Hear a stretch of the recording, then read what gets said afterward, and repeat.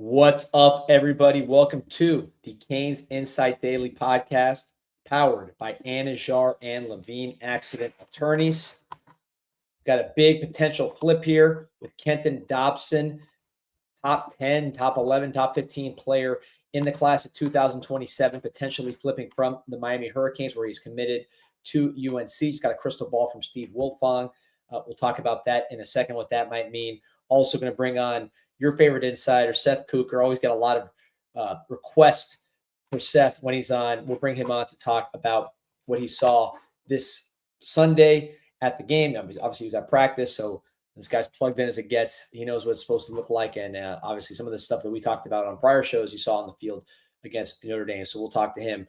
First, I want to talk about some folks that definitely know what's going on. That's Andrade and Levine Accident Attorneys. If you or someone you care about has been injured in an accident, you could be entitled to significant compensation. Dial 1-800-747-FREE, 1-800-747-3733. Take back control of your life with Andrade and Levine. All right, so first to the big news of the day. Kenton Dobson potentially committing to UNC. He is a Miami Hurricane commit as of now. There you see very varied rankings on Dobson, which is interesting. So when I say he's a top 10 kind of guy, I think On3's got him in that category. You look at 247, much lower on him as a 208th ranked player nationally. The composite's got him at 84. So again, you just look at kind of all the rankings. They have him different tiers. But really the story with him, 6'1", 185, that's verified time. And then he runs really fast. You look at his track times during this track season, 10.9 in the 100 meters, 22.7 in the 200 meters. So this is a guy with a lot of size and speed, plays for South Florida Express on the 7-on-7 circuit. I think the question with Dobson is maybe a little bit of the production. Just at this age, he's still more of a talent than just a finished product, which is normal. Again, someone that Miami would like to get. But I think UNC is making a strong push. You saw what happened on the field. They were completely destroyed by TCU. Bill Belichick really looking bad.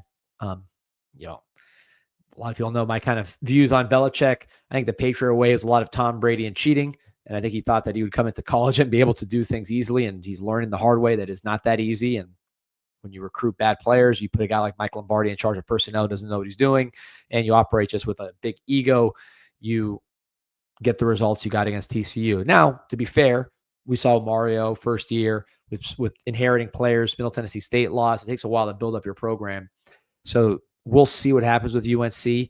I think this is part of their plan, is to just really, really invest in top-level high school players. Bill Belichick's always prioritized cornerbacks in terms of just draft. His philosophy at North New England was much more about covering than rushing the passer, right? So he had, remember Darrelle Revis was on there. He had a lot of expensive, very talented cornerbacks, as he really believes in man coverage ability.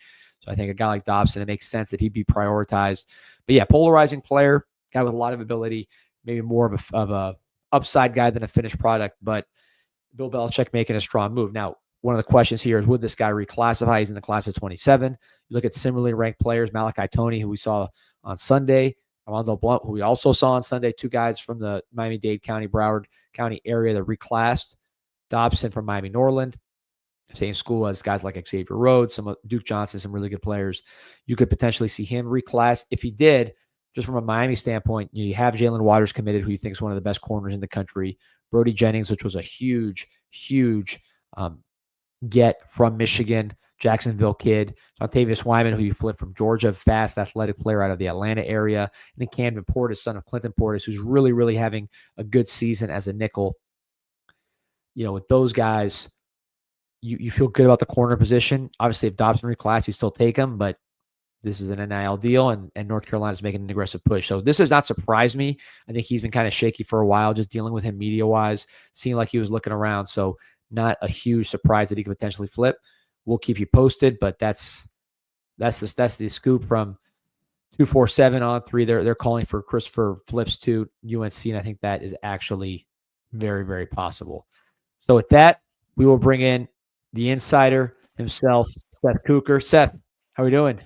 What's up, everybody? So Seth, everybody's happy these days. Yeah, I don't think a 27 kid potentially flipping is causing too much consternation these days because of what we saw on Sunday. So Seth, you were at practice. I saw you at the last scrimmage, I believe, which was there were two scrimmages. I think you were at the first one, second one, not the first one. You might have been, hanging out in the Alps, eating fondue and all that the first time. But first scrimmage, Miami did a great job stopping the run, looked really good in that respect. Second scrimmage, Miami ran the ball really well.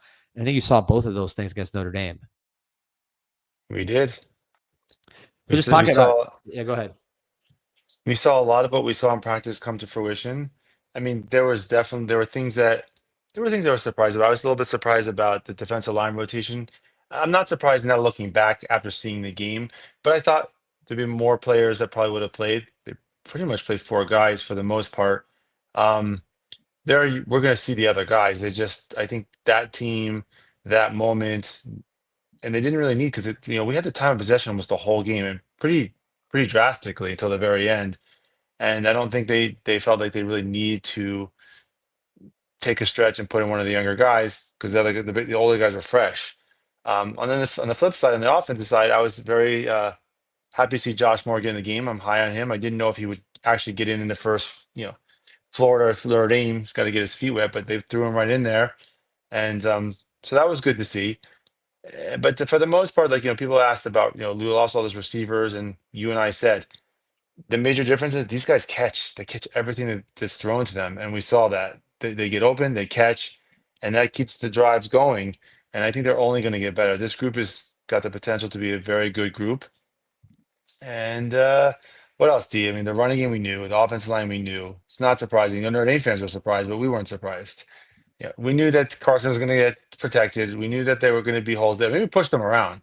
I mean, from the beginning of the game, we are pushing them around. So that was good to see. We haven't seen that in a long time. Yeah, I mean, it was impressive what was happening with the front.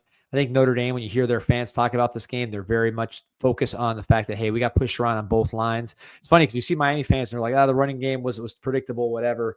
Then you hear Notre Dame fans like, man, they ran too much on us. Obviously out rushing Notre Dame, which I don't think that was in the cards for Notre Dame, what they expected coming in with a freshman quarterback. Just going forward, man, I mean, you've seen what it's supposed to look like. You've seen what it's looked like in the past. You've been on the sidelines of practice for some bad teams. We talked about before the season just how it's starting to look more like it's supposed to look. So you see now what it looks like actually on the field, the big field, not just the practice field. Just what are some of your big takeaways from this game and just going forward? Like what's fresh on your mind as someone who has maybe more of an inside perspective than others? I'm even keeled, but I will say that I hate Notre Dame. We all hate Notre Dame, but I do like Freeman, and I think he's a good coach. And you could see that team was well coached. I was shocked that there wasn't one false start on their side. I mean, I don't know if it was 2017 loud, but it was loud, very loud. And they were no offensive line penalties, not as far as false starts that crowd noise would have affected. So they came ready. I think that we were just more ready, and we exerted our will and our power, and we have some depth, and all the acquisitions like the defensive backs enabled us to do things we could never dream of doing last year.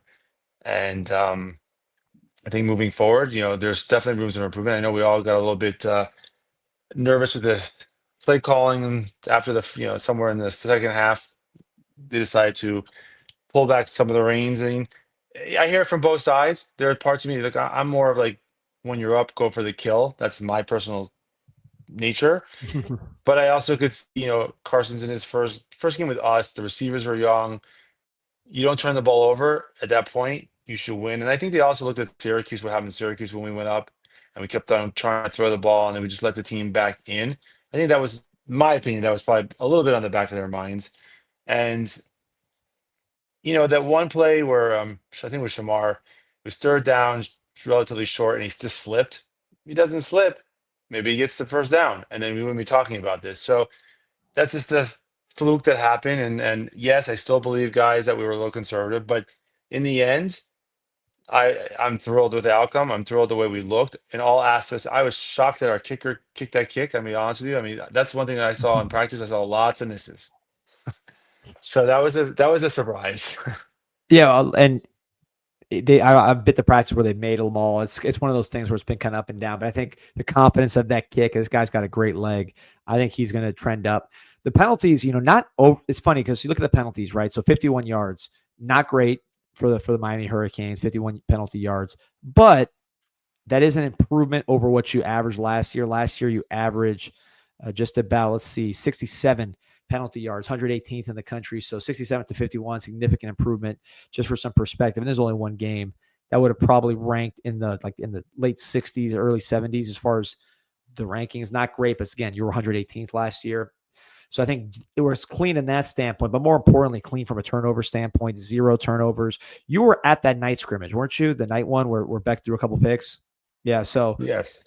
I think, and then a lot of that was inaccuracy. He just was timing stuff. I don't think it was a lot of bad decision making.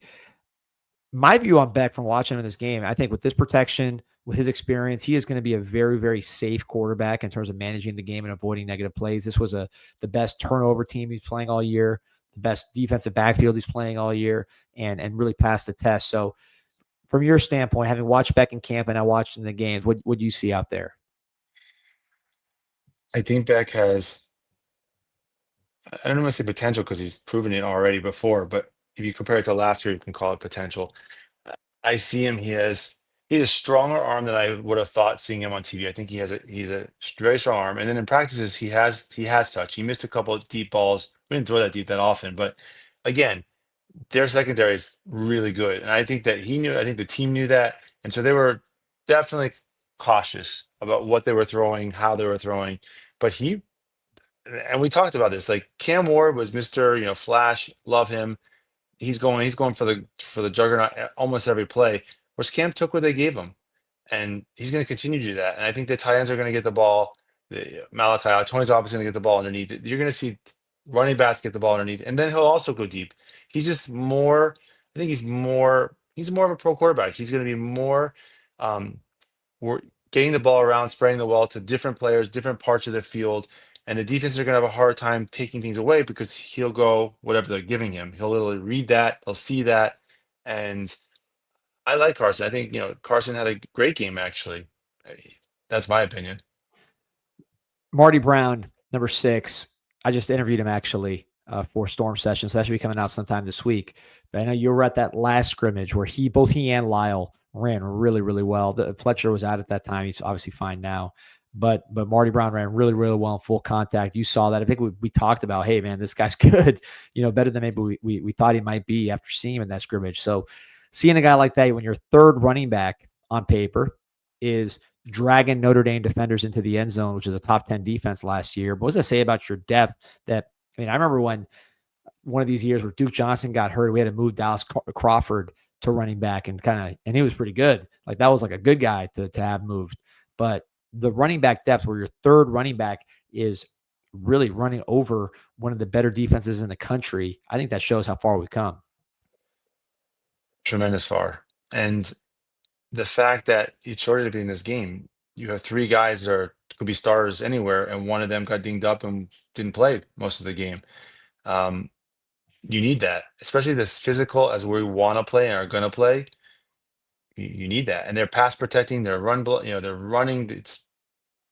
For me, it was a complete enjoyment to watch. I would have again liked to have in the second half gone a little bit more, try to go deep, but I'm not. I have no displeasure what happened. It's just how I would have run an offense, but I'm not an offensive coordinator. Yeah, I want to ask you about something because I made a post on CanesInSight.com, 7.5 million posts and counting. Sign up today on CanesInSight.com in the forums, which I talked about. I went back and looked at Notre Dame versus Georgia last year. And look, obviously there's been turnover. Al Golden's not there. Guys have graduated, et cetera. So you can't go too crazy looking back on games from last year. But I thought it was interesting. Georgia played Notre Dame in the playoffs, obviously high stakes. This is with Gunnar Stockton, so Beck had already been injured. Georgia lost 24-10, 2 for 12 on third down, which is abysmal. They ran for 62 yards on 29 carries. Gunnar Stockton was sacked 4 times, and Georgia allowed 9 tackles for loss. Flash forward to us. Obviously, we won 27-24, so scored 17 more points than Georgia did in that ball game. Did much better on third down. Still weren't great on third down, but much better than Georgia. Ran for significantly, almost twice as many yards. And then instead of 4 sacks and 9 tackles for loss, our offensive line allowed 1 sack and 2 tackles for loss. Against Notre Dame, not the same exact players. I understand turnover, but to me, that was pretty telling when you go back and look at what these Gunnar Stockton Georgia Bulldogs look like. And I would say that certainly on the offensive side of the ball, Carson Beck in this offense is in a much better place than Georgia was last year. Even though you look at the helmet and you say it's Georgia, I think that's kind of the level that we are getting to, and in some cases exceeding. On offense, absolutely. We're still a work in progress on defense. We'll see how the rest of the season goes, but they definitely held their running game, their vaunted running game to low end totals for quite some time. So we got to see how it keeps playing out. But game one, that atmosphere and that team, I think that Notre Dame, their schedule's not that great. I think they're gonna have a great year. We want them to unfortunately have a great year because it makes us look better. Right. But kudos to the team. They came out. They what they practiced, what they've preached showed game one. Let's see what happens, the rest of the season. But there's definitely promise. Georgia's offense was not great last year, so it's definitely skewed. Notre Dame, this defense will be as good as last year's. That also we don't know that yet, but I'm sure. But it's definitely good. Their secondary is very good. But Georgia's offense last year, with Beck or without, they had holes. Their offensive line wasn't as good as it used to be. They had tons of drop passes. Their running backs weren't as good as they've been in the past. So that was definitely telling. Whereas our offense is one of the more well-oiled machines, and adaptability. You went from having this offense that was just electric, high throwing, gunslinging, to more pro style. It seems like right now, although I'm sure we're going to go deep because you and I've seen them go deep, and we're going to stretch the field. Just this particular game, that's not what the coaches were looking to emphasize, and came through. I want to ask you about this tweet I saw. This tweet came out today. It kind of looks backwards to the past, but I just wanted to talk about it because to me, it's relevant to, the tweet just came out. It's about the NFL, which is basically that, look, these are NFL players on active rosters as of NFL debuts today on Thursday. Tweet from our buddy Brett McMurphy, who's on Hurricane. And look at how low, obviously the teams you'd expect here at the top. Look at how low Miami is, right there at the bottom, right below Wisconsin, below UCLA. Ugh. Stanford, some of these teams. Now, what catches my eye about this list is, so obviously when Miami was rolling with Butch Davis players and all that, Complete opposite. Yeah. Let's put that to the side. Like, was it 2025? 5 years ago, 8 years ago, really when the Al Golden players and the Randy Shannon players were in the NFL, even without like the high-end Pro Bowlers that we had in the era before, we were still in this range right here in that 5 to 10 range consistently for NFL players. I'm talking about not that long ago, like while we'd already been bad for like 15 years. But I think what this list shows is that there you go. Seth is the man. I agree. What this list shows is that when Richt, later career Richt, and Manny Diaz took over talent acquisition from Golden, what had already dropped from the peak era, but was still pretty good, the bottom totally fell out, and you ended up with what you're seeing here. And you saw this firsthand. Again, you were going to practice throughout this period, so you saw the body types change and all that. Does this reflect what you saw down there, and how is that different than what you're seeing now?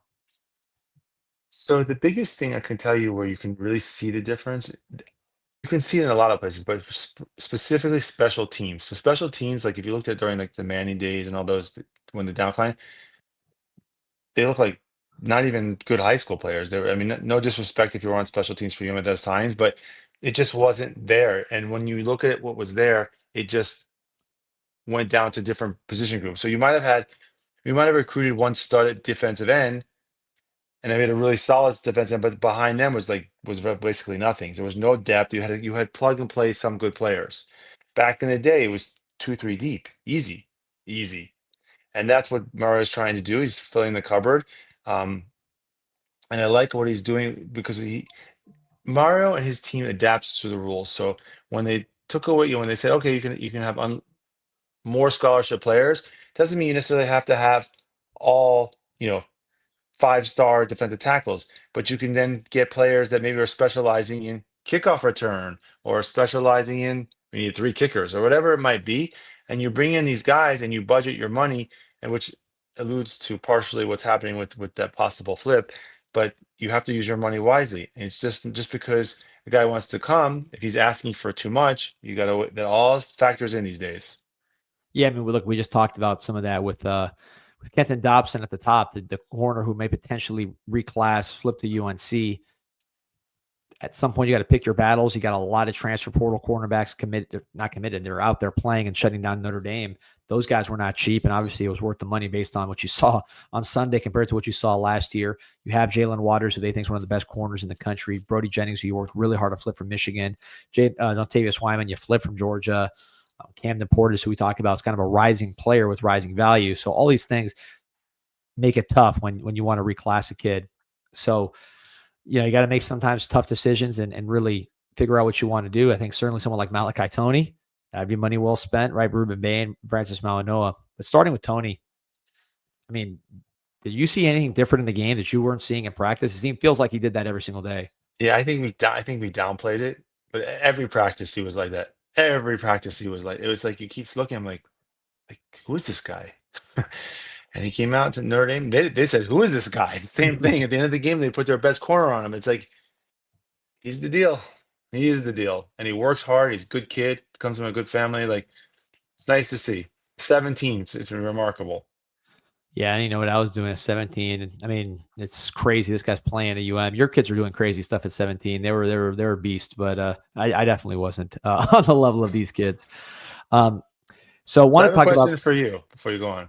Please. Question for you. Please. So what's your take after watching the first week of college football and looking at the quarterback play and seeing what makes a team, it could be UM, it could be any team, want to spend loads of money on a high school quarterback who has no experience and you really don't know for sure what he's going to be, or take that money and go get a transfer portal quarterback? Great question. As you know, one of my favorite topics, we've talked about it offline. I mean, this is a limited supply of money. Forget the cap. I mean, just in general, people don't have infinite money, even if you're just talking about collectives and no cap or whatever. So you got to make decisions. And to me, Carson Beck is now 25-3. I believe he has 5 top 10 wins. 5 top 10 wins. I mean, how can you compare that to somebody who is a coin flip? And like, here, let's talk about it right now, because I'm glad you brought this up. So I'm going to pull up.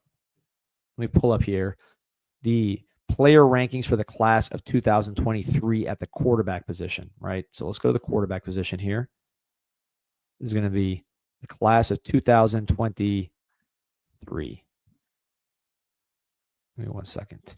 All right, let's see. Look at the class of 2023. This was the class that Miami signed Emory Williams, and then ultimately, Cam Ward ended up being our quarterback. But look at these guys. Look at these names as I pull this up, and you tell me which one. These guys all got big money. This was already like the era of big money NIL, right? So here we go. Arch Manning. I think he is going to be good, but obviously it's going to take some time. He's now entering his 3rd year, by the way. So you paid him for 2 years to do nothing.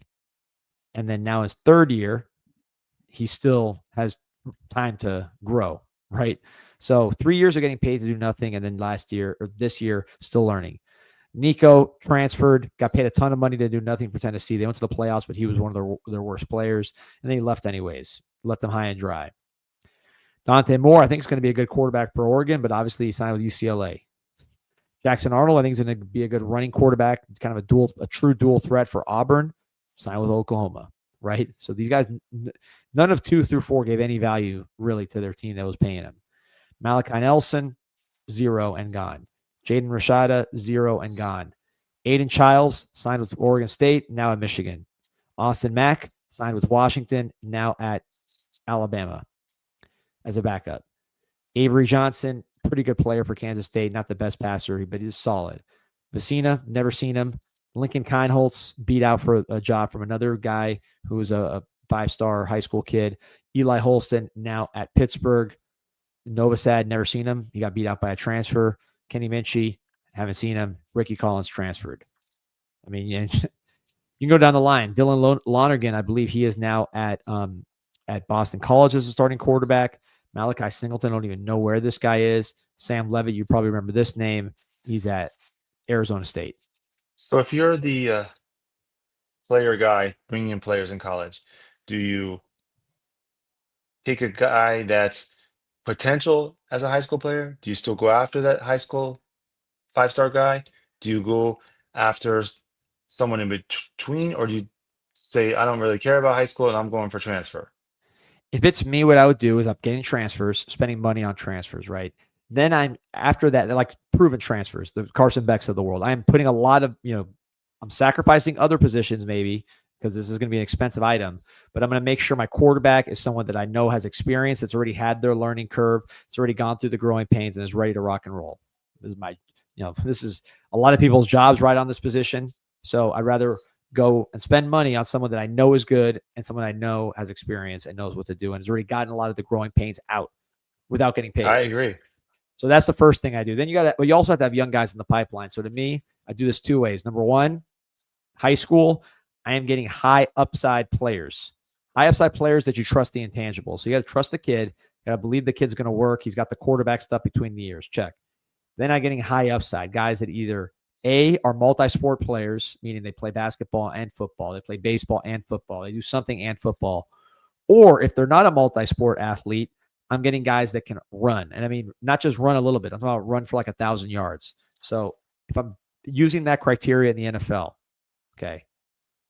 Josh Allen, 3-star, really 0-star, multi-sport athlete. Pat Mahomes, 3-star, multi-sport athlete. Justin Herbert, 3-star, multi-sport athlete. Joe Burrow, borderline 3-4-star, multi-sport athlete, great basketball player. Cam Ward, multi-sport athlete, 0-star. Just go up and down the line of all the top quarterbacks. Now, Lamar Jackson, legit elite runner. Jalen Hurts, legitimately elite runner. Jaden Daniels, how many yards did he run for in college? Right. So when you look at all these guys, they all had those things in common. So I would, in high school, not so much worry about getting the finished product, right? Or perceived finished product. That's the 5-star recruit who you don't even know he's actually a finished product. And I would get guys that fit that athletic profile with high upside, great arms. Yeah, Brandon mentioning Kyler Murray, top 10 pick in baseball. Baker Mayfield, also a baseball player. So I'd be getting guys, and Kyler Murray was a highly rated recruit, but Baker Mayfield wasn't. I'd be getting guys in that range. They're just high upside, high talent players. Look, if they don't work, they don't work. They're not all going to work, but at least you're taking a risk on a cheaper player than on a more expensive player. So that's what I would do. And then also in the portal, you can get guys that maybe flamed out of their first spot for cheaper that are still highly talented players. The list we just went through: Jackson Arnold, Dante Moore, Jaden Daniels, and Bo Nix a couple of years prior, who were 5-star quarterbacks that flopped and then went to new places and became stars. So I'd try to get guys like that, maybe just rehabilitation projects to develop under whoever my expensive quarterback is. You're hired. I mean, we'll see, man. I mean, that's just I'm just trying to look at things that have been done, Seth, let me ask you about something. Some breaking news here. Actually, before I ask you, until when do I have you? Whenever you need me. All right, let me get a quick add in for a mutual friend of ours, mutual support, big time supporter of the program. That's my man, the Orchid Man, Jose Perez. He is a landscape artisan. I heard he's already got a lot of clients from CanesInSight, and these are going to be very satisfied customers. South Florida's landscape artisans, 786-271, orchidmanflorida.com. They're serving all the South Florida area, and it's not just about the plants, although they have some great plants. Whether you have a commercial property that you want the landscaping, a residential property, they'll do sprinkler repair, irrigation, rain gutters, hurricane prep, landscape lighting, manicure maintenance, tree trimming, tree removal, tree stump grinding, fertilizing, all the ugly stuff and also the cool stuff. They will do all of that for you. It's a one-stop shop, orchidmanflorida.com. Plus, he's one of the biggest Canes fans and boosters. He was sitting there right there on the sideline with me, with Seth, and with all the boys at Canes Cat Knows. Big time supporters there. So, yeah, big fan of the Orchid Man. And so far, a lot of Canes fans going in that direction. And they're going to be very, very pleased to be working with the Orchid Man. So, Seth, I mean, you heard me say the whole spiel on quarterbacks. I mean, are you with me on that?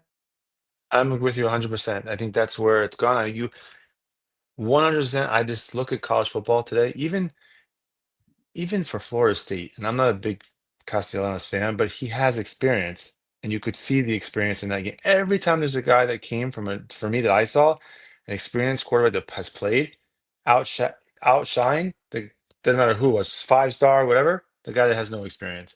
And when you want to win, as you just the Miamis of the world, the Georgias of the world, the Ohio States of the world, I don't see how you don't go that direction. You got to go after the best transfer guy, and I agree, bringing in someone young, but not necessarily a 5-star. Someone that you see something that he can work with the team and grow.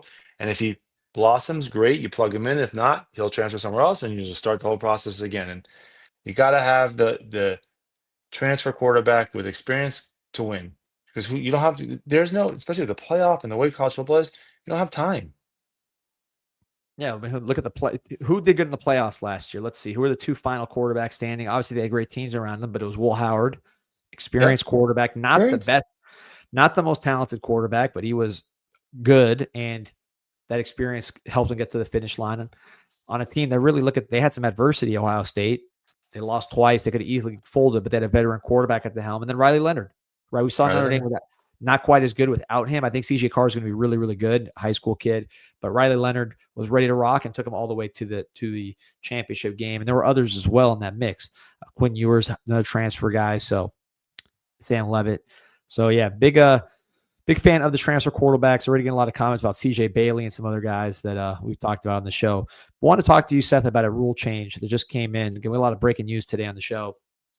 But NCAA Football Oversight Committee voted to support a single transfer portal window in January, which is early, right? This is like, I believe it's pull up the story, but I believe it's the first week of the portal, or of January, the portal opens. Let me just pull down here. But, if I'm the Miami Hurricanes and you're hoping to be a team that's in the playoff, I mean, this could impact you if you're moving along. So, this is an interesting move.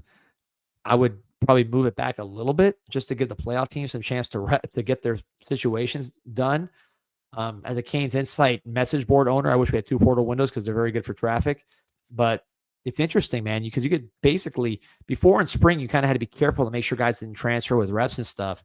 But now if you have them already locked in when you go into spring, you could really push to make the team how it's supposed to look without having to worry about, hey, we'll give this guy a little bit of burn so he doesn't leave.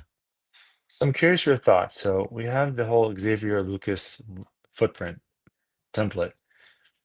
Does it really matter? I mean, honestly, does it really matter? Yeah, it's a great question. And the truth is they're going to get sued on this one too. Because not UM, the NCAA is going to get sued on this one because, in this case, if let's say I'm a player agent, right? I'm someone trying to maximize NIL revenue. I'm a player. Those spring kids get paid a ton because what ends up happening is someone gets hurt, someone disappoints. You look at your position, you're like, man, we're going to be cooked if we don't get another defensive tackle. So who benefits from that? The defensive tackle, right? So not being the portal after spring leads to a lot of overpays. We've had some success with it. We got Damian Martinez, I believe, after spring. Simeon Barrow, both of them really good players for us last year. So you can get guys after spring. I think Tyler Barron also was after spring, if I recall. A guy ended up getting drafted. So you can get good players after spring, but really the guy that wants the benefit of the players themselves, because a lot of desperate teams with maybe some leftover money or whatever it is, and they're just like, all right, I don't care what it is. I saw what we look like in spring without a left tackle. We're going to pay you X. So on the players, I'm fighting this and saying this is an antitrust violation. What was the purpose of it? There's so many problems with NIL. I don't really see the benefit of what they just did. I think just to make it easier for coaches, right? So you're not dealing with exactly what I told you, where in spring you have to worry about being tampered with. Look at the spring games. Remember how the spring games, they got to hide those because they're worried about guys stealing their players. In this scenario, to be honest with you, again, I'm going to go back to the Xavier Lucas. What's to say the same? You play them in spring and someone sees them and they go poach your guy. Right. All he has to do is enroll. It's a great question. We'll find out all this legal stuff. And again, I think this actual move is going to get sued itself and try to get, they're going to try to knock it out. But yeah, it's a great question. Another thing too, I should mention, the portal window used to be 30 days. So being reduced to 10 means a lot more guys kind of have pressure to jump in, but it's going to be less of a process. One SEC general manager said agents are going to start calling in the next 3 to 4 weeks for guys that they think are going in. So, this thing is really, really kicking up. Every action has a reaction, and everyone's going to try to do workarounds. You know how this works. Yeah, they're saying January 2 portal window is the only way it can work with the academic calendar. It's so weird. It's right during playoff time. I know. Apparently there's 2 rounds first and then bowl games before it opens. So it'd be like just the teams that are really far, hopefully the Canes. But this is something coaches wanted, shorter window. I like the You like shorter the window. window? You have less time for the whole you know playing back and forth. It happens much faster. So if you get your guy, you don't have to worry about. There's less time. So let's say you're going after John Smith, right, quarterback, and Florida State's going after John Doe. They might not find out their answer until the end, but on the 30-day span, they might get wind of it, and then they might try to go after your guy. Like there's just more that can happen in the 30 days. I like the condensed days. I just still worry about because of what happened before. I don't know why anybody would really get so hung up about it. Yeah, and the NCAA in that case kind of put their hands back and said we're not going to get involved. So I don't know if they're going to get involved in this case and say, listen, if you don't transfer in the window, we're not going to deem you eligible. So we'll see. Inside source on campus, Joshua Cooker says vibes are high on campus right now. Students are loving us in Canes football. Let's keep it going. Go Canes. We've talked about on the show, and look, you're deeply involved with Kevin kids that have gone to UM. Yourself being a graduate, and you interact and know some of the big dogs on the academic side, just on the university side. Feels like Miami's having a moment, both just in terms of like people with money and just people in general wanting to come down to Miami and be at the school. Obviously, the team and the environment that we saw on Sunday is going to help people because that was a fun environment people want to be part of. Feels like there's a lot of juice behind the whole city of Miami, the University of Miami, both in the city and abroad. So I've had some discussions like with the academics, and it's very exciting. Look, you can't go by the rankings. I mean, one of the things I look at them, the U.S. News report as far as the academic rankings, but they're not guided by what's reality. They really are not. There's a lot of factors that are going to those rankings. But what I will say, it's not an accident that you have Bezos' kid here, you have Dana White's kid here, President Trump's granddaughter's coming here. Like all these things, no matter what side of the aisle and who you vote for, whatever, there's still high profile people whose kids are coming here. And there's also other high profile kids that just you don't hear about. They're also coming here. And there's a reason for it. And it is partially the city of Miami. It's also partially the state of Florida. And what Miami offers. And Miami offers a lot. The school offers a lot. Uh, it's a great diverse. And when I say diverse, it's not necessarily by race and stuff like that, but it's like from all over the country, from all over the world coming here. And it's more like, and I guess I'm a homer, but I also have kids and friends of kids that go to other schools. It's more like college was like when you and I went to school, Danny, that people listen to ideas, people talk about ideas. There's not these, I don't think there's almost ever these protests. They just communicate. You learn. This is my point of view. This is my point of view. Well, I can see that. I don't agree with it, but I can see it, and there's just a mutual respect, and that in itself attracts a lot of people here because it's a moderate school. It's the way school should be. It's still more on the liberal side. All college campuses are liberal, but when you look at some of the Northeast schools, it's nothing like that. It's like another universe. Comment here from the Truth Over Falsehood. It says, we don't have a good track record of containing mobile quarterbacks. Are you worried consider the next 3 games after Bethune is Braylon Brown, DJ Lagway, and Tommy Castellanos? I don't know if the track record really applies here with Heatherman. I mean, maybe, right? So it could be a factor. Just those guys are tough to contain in general. I don't know if Heatherman particularly had issues with mobile quarterbacks. I hadn't seen that with Heatherman's resume. I think some of those guys like Lagway can give anybody trouble with his size and speed. Brown, you see how he runs. Castellanos, fast guy. But I think ultimately the ability to put your corners on their DBs and say, we feel good here, allows you to commit more guys to the box. I think really with any of these players we play against, the trust in your cornerback room, which I think is the biggest difference from last year to this year, forget the defensive coordinator, forget everything else. And it's going to allow us to maybe put a Bobby Pruitt or someone in that mold closer to the box to deal with one of these running guys. So it's interesting. So teams that play man sometimes have harder times with running quarterbacks because their backs are turned, they're covering man. Right. So sometimes they have spies, something they do all kinds of different things, or they keep their linebackers maybe not man to man, they put them in zone. There's different variables to try to contain a running quarterback. But the fact that our defense, like you just said, our secondary seems like it's very, very good will definitely give Hatterman a lot of options on how to play it.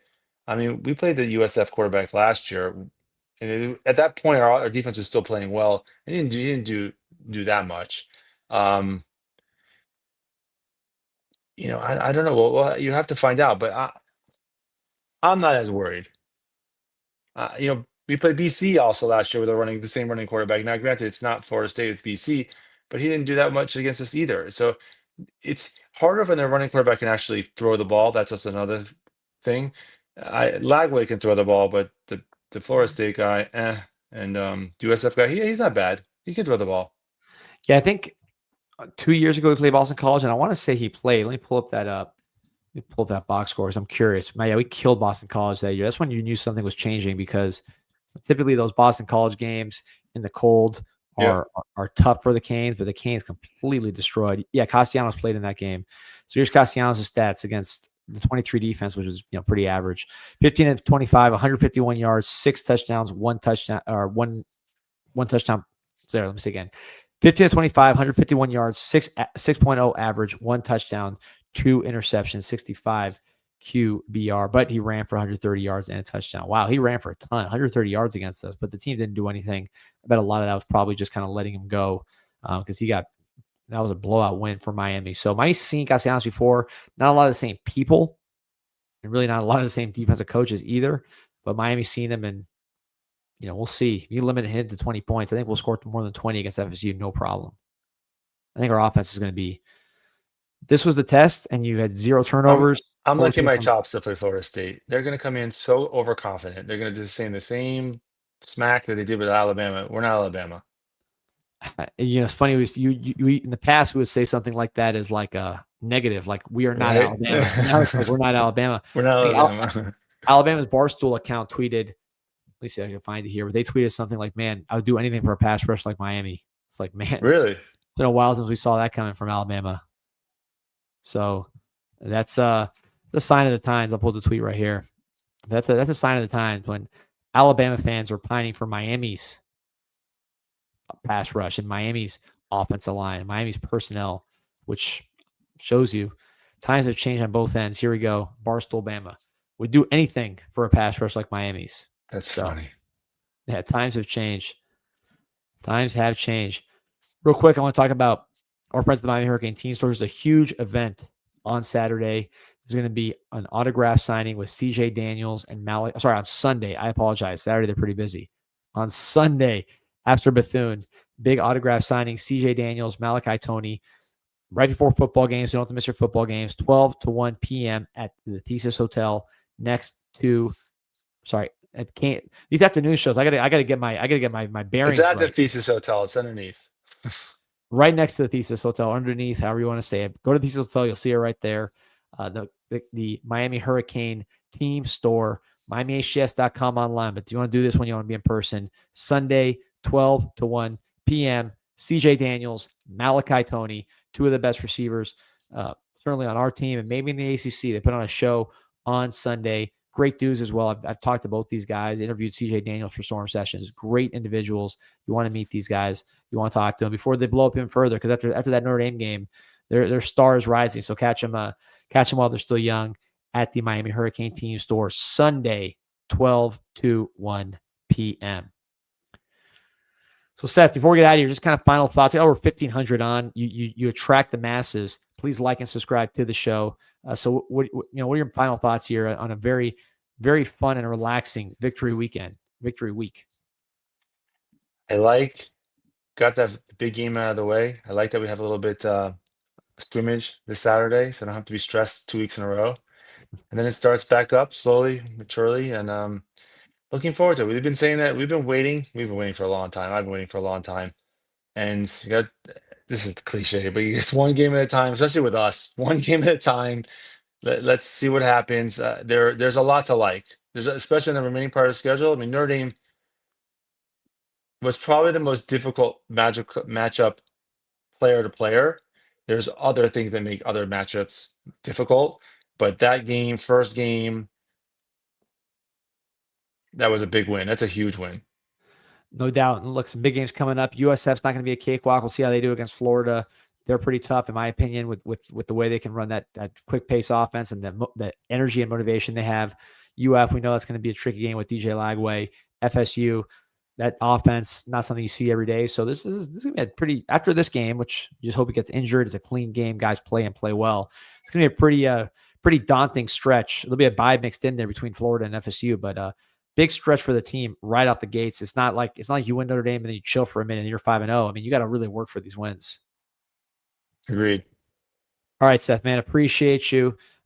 As always, Seth, check him out when he's on. He's the insider of insiders. Got his own fan club always in the chat and on the CanesInsight.com message boards. Appreciate you. Over 1,500 on. Like and subscribe to the show.